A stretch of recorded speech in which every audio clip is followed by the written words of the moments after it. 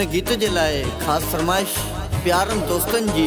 शहर बदीन खां एबी सुमरो ए इब्राहिम हैदरे खां लतीफ आरफानी ज़ैनल आबदीन आबासी अली मुराद आबासी सुजल कुमार ए केतन कुमार तिन जी खास फरमाइश आयो नौ साल या दिल जी दुआ है मालिक साईं सबन ते पंहिंजो रहम करम फरमाए इंतजार तुंहिंजो आहे इब्राहिम हैदरीअ खां प्यार अली आबासी चवे आयो साल नौ मिठा पर पिरी तूं न आए आयो साल नौ मिठा पर पिरी तूं न आए दर्दन में दिल वई दर्दन में दिल वई सड़ी तू न आए सड़ी तू न आए आयो साल नौ मिठा पर पिरी तू न आए आयो साल नौ मिठा पर पिरी तू न आए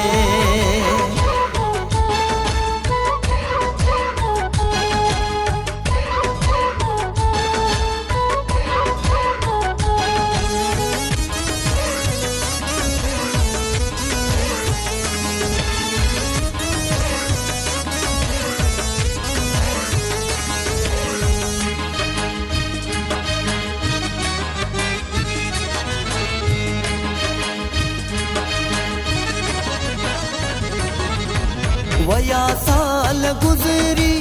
तुझे इंतजार में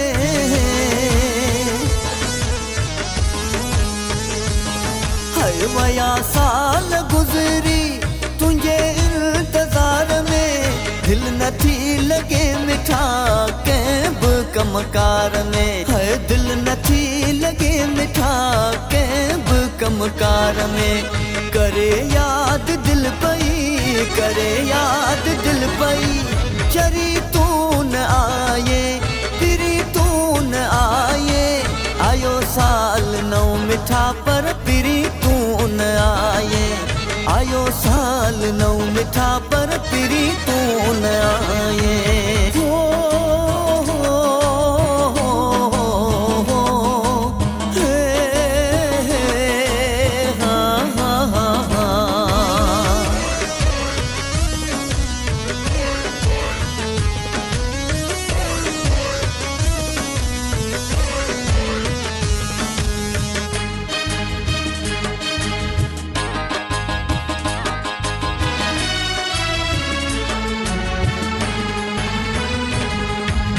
एडी दूरी दिल बर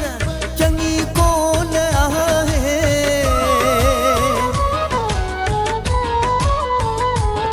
हाय एडी दूरी दिल बर चंगी कोन आहे जॾहिं खां वये तो कई फोन ना आहे हाय जॾहिं खां वये तो कई फोन ना आहे करे वाइदा मूं सां करे वाइदा मिलण जा वरी तू न आए वरी तू न आए आयो साल नौ मिठा पर फिरी तू न आए हाय आयो साल नौ मिठा पर फिरी तू न आए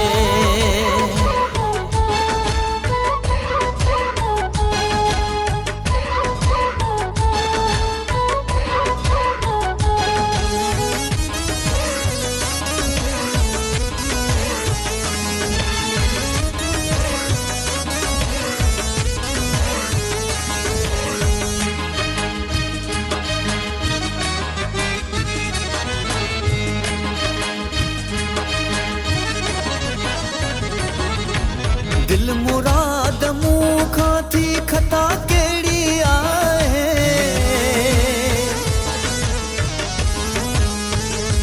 ओ दिल मुराद मुँह खां थी खता केड़ी आहे जंहिंजी आबासी मिली सज़ा अहिड़ी आहे